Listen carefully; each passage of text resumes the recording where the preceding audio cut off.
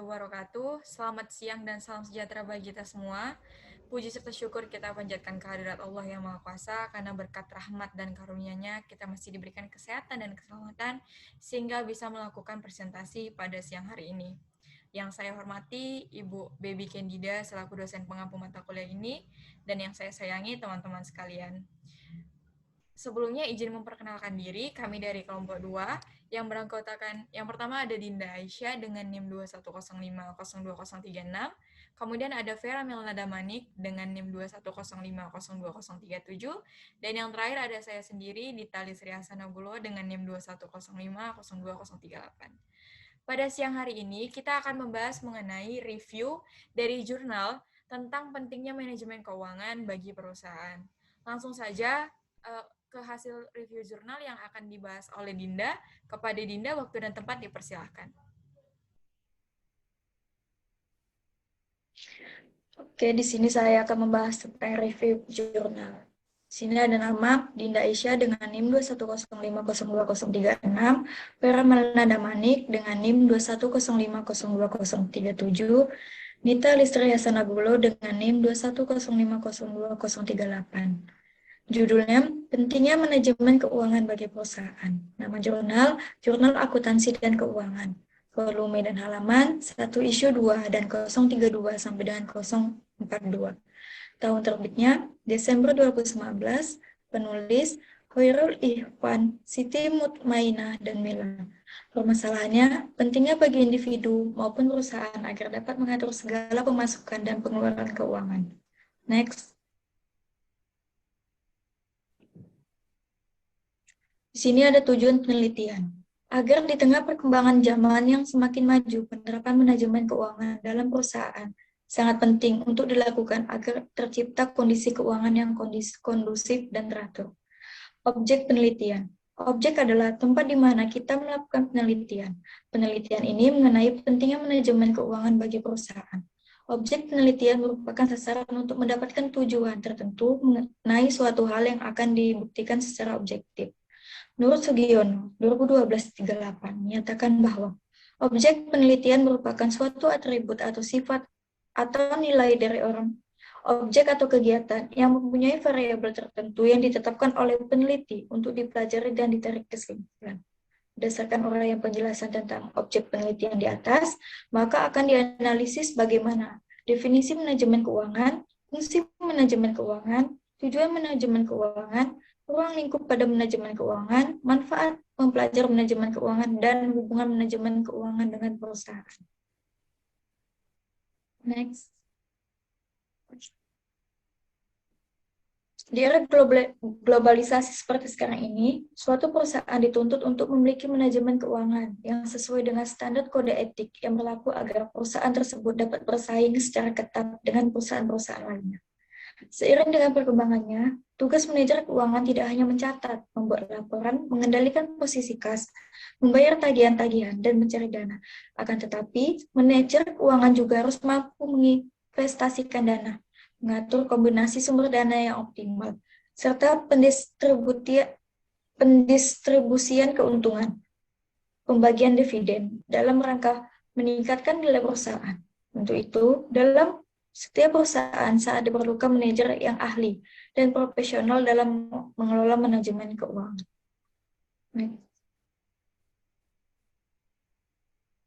Di sini ada about manajemen keuangan.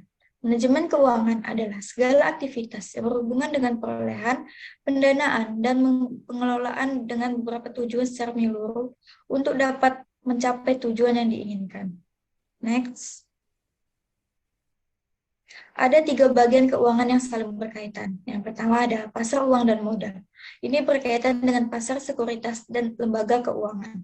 Yang kedua ada investasi, yang memfokuskan pada keputusan yang dibuat oleh investor individual dan institusional dalam memilih sekuritas atau saham untuk portofolio investasi. Dan yang ketiga ada manajemen keuangan. Bidang yang terluas dari 3 bidang keuangan atau keuangan bisnis yang melibatkan pengambilan keputusan di dalam perusahaan. Selanjutnya akan dibahas oleh teman saya. Baiklah, di sini saya akan membahas tentang fungsi manajemen keuangan. Jadi fungsi dari manajemen keuangan itu ada 6. Yang pertama adalah perencanaan keuangan dan peramalan. Manajer keuangan bertanggung jawab untuk merencanakan dan memperkirakan kebutuhan keuangan bisnis. Manajer juga perlu memberikan perincian mengenai jumlah uang yang akan dibutuhkan untuk membeli aset yang berbeda untuk perusahaan. Jadi, maksudnya itu adalah manajer itu perlu membeli aset yang akan dibutuhkan di masa yang akan datang bagi perusahaan tersebut. Manajemen melalui manajer keuangan perlu mengetahui apa yang harus mereka keluarkan untuk modal kerja dan aset tetap untuk bisnis juga. Jadi tugas penting dari manajer keuangan itu adalah membuat rencana ke depannya untuk dana yang dibutuhkan perusahaan. Manajer keuangan juga harus merancang lini bisnis, mana yang akan dikembangkan, direalisasikan, bahkan untuk diberhentikan. Karena dalam suatu perusahaan itu sangat penting untuk meningkatkan laba suatu perusahaan. Berikutnya adalah penentuan komposisi modal. Setelah perencanaan dan peramalan dibuat, struktur modal harus diputuskan. Campuran utang dan ekuitas atau modal yang digunakan untuk membiayai peluang investasi menguntungkan masa depan perusahaan tersebut. Itulah yang disebut dengan struktur komposisi modal. Yang ketiga adalah investasi dana. Manajer keuangan harus memastikan bahwa dana yang tersedia untuk bisnis itu digunakan secara memadai untuk menumbuhkan bisnis. Biaya untuk memperoleh dana dan nilai pengembalian harus selalu dibandingkan dan seimbang. Manajer keuangan juga perlu melihat lini bisnis yang menghasilkan pengembalian lebih tinggi dan memperbaiki lini bisnis yang mengalami penurunan performa. Yang berikutnya adalah pertahankan likuiditas yang tepat. Kas adalah sumber terbaik untuk menjaga likuiditas, di mana bisnis mengharuskan untuk membeli bahan baku, membayar gaji, dan menangani kebutuhan keuangan lainnya dari perusahaan. Berikutnya adalah pengelolaan surplus. Menjual surplus aset dan berinvestasi dengan cara yang lebih produktif akan meningkatkan profitabilitas dan karenanya meningkatkan ROS, di mana ROS ini berkaitan dengan investasi dari suatu perusahaan. Berikutnya adalah kontrol keuangan. Kontrol keuangan ini dapat ditafsirkan sebagai analisis hasil aktual perusahaan, di mana bisa tujuannya itu dalam jangka pendek, menengah, jangka panjang, dalam merencana suatu bisnis. Next slide. Berikutnya adalah tujuan dari manajemen keuangan. Yang pertama adalah maksimalisasi keuntungan. Keuntungan bisa didapat dalam jangka pendek maupun jangka panjang, yaitu tergantung dari laba yang diperoleh dari suatu perusahaan. Berikutnya adalah mobilisasi keuangan yang tepat, di mana dalam mobilisasi keuangan yang tepat ini harus ada keseimbangan yang tepat antara uang yang dimiliki perusahaan dan jumlah yang dipinjamkan. Next slide.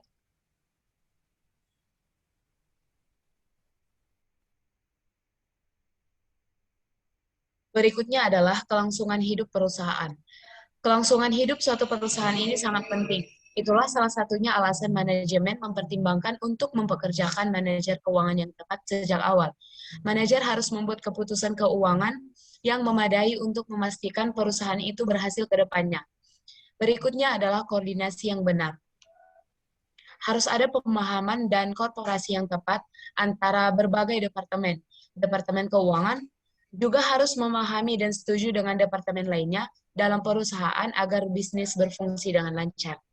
Berikutnya adalah menurunkan biaya modal. Manajer keuangan juga mencoba yang terbaik untuk mengurangi biaya modal, yang merupakan suatu yang vital bagi bisnis. Jadi manajer ini memastikan uang yang dipinjamkan menarik sedikit suku bunga sehingga perusahaan dapat memaksimalkan keuntungannya. Yang terakhir adalah transparansi laporan keuangan, di mana keadaan terciptanya keterbukaan yang ada perusahaan mengenai ringkasan dari informasi keuangan perusahaan kepada pihak yang membutuhkan dan dapat mempengaruhi keputusan untuk kelangsungan hidup perusahaan. Dan transparansi laporan keuangan ini dapat mempengaruhi kinerja karyawan atau pegawainya dan dapat memperbaiki kinerja mereka di periode selanjutnya atau di masa yang akan datang dalam melakukan kewajiban atau tugas yang dilakukan dalam perusahaan tersebut. Next slide.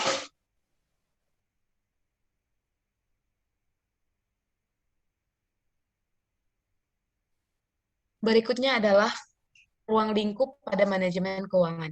Jadi, ruang lingkup dalam manajemen keuangan ini ada 3. Yang pertama adalah keputusan, kedua keputusan keuangan, yang ketiga adalah keputusan dividen manajer keuangan. Yang pertama adalah keputusan.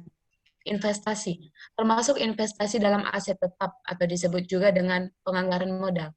Investasi dalam aset lancar juga merupakan bagian dari keputusan investasi yang disebut sebagai keputusan modal kerja. Yang kedua adalah keputusan keuangan.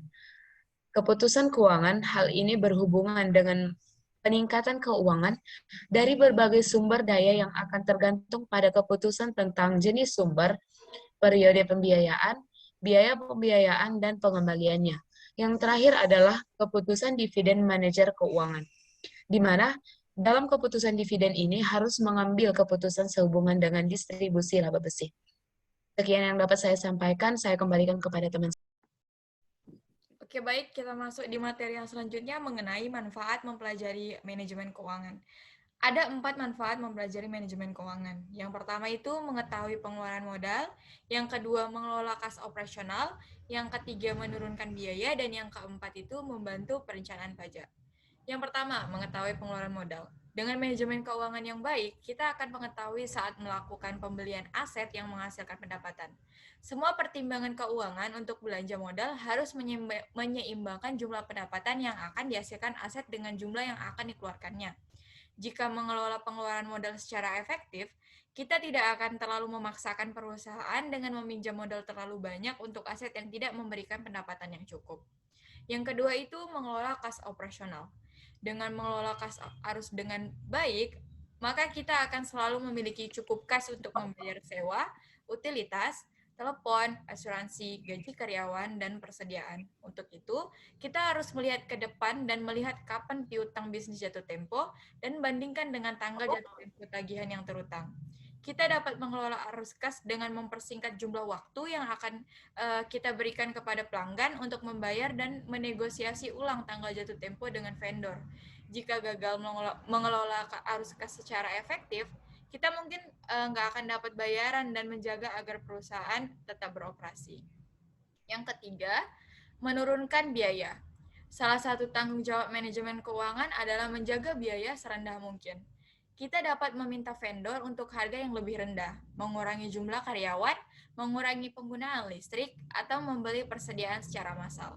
Jika tidak memantau dan mengelola biaya perusahaan, kita akan meningkatkan penjualan secara dramatis untuk membayar kenaikan.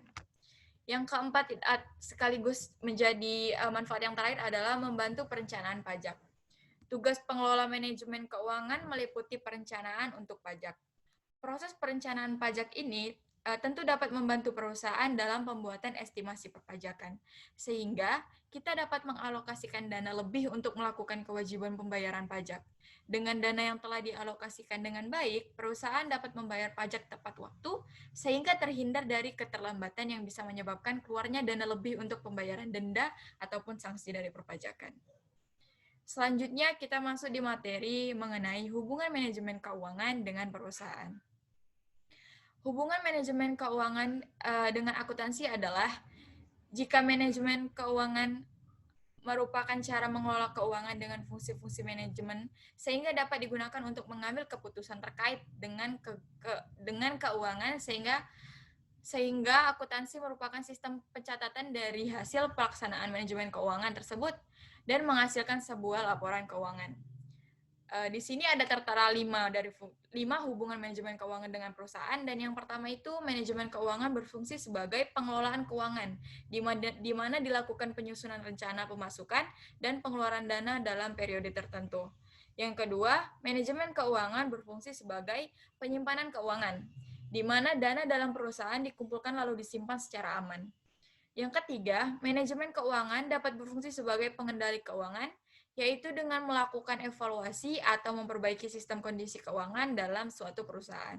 Yang keempat, manajemen keuangan berfungsi sebagai pemeriksa keuangan, yaitu dengan melakukan audit internal terhadap keuangan pada perusahaan sehingga tidak ada penyalahgunaan dana dalam perusahaan. Yang kelima, manajemen keuangan berfungsi sebagai tempat untuk menyediakan informasi tentang keuangan dalam suatu perusahaan. Selanjutnya ada 4 cara agar terhindar dari kegagalan dalam menjalankan bisnis di perusahaan dengan memanfaatkan manajemen keuangan. Yang pertama itu dengan adanya manajemen keuangan yang maksimal, maka perusahaan dapat mengetahui aset mana yang akan menghasilkan pendapatan bagi perusahaan. Yang kedua, perusahaan dengan manajemen yang baik akan memiliki pengelolaan arus kas yang baik pula. Yang ketiga, manajemen keuangan sangat berpengaruh terhadap bisnis suatu perusahaan, yaitu menjaga biaya agar tetap rendah. Yang keempat, manajemen keuangan dapat membantu perencanaan pajak pada sebuah perusahaan. Selanjutnya ada kelebihan dan kekurangan dari jurnal. Kelebihan dari jurnal ini adalah terdapat variabel-variabel yang sangat relevan, data-data yang digunakan cenderung lengkap dan jelas, serta menggunakan bahasa yang sederhana, sehingga mudah dipahami oleh para pembaca yang awam sekalipun.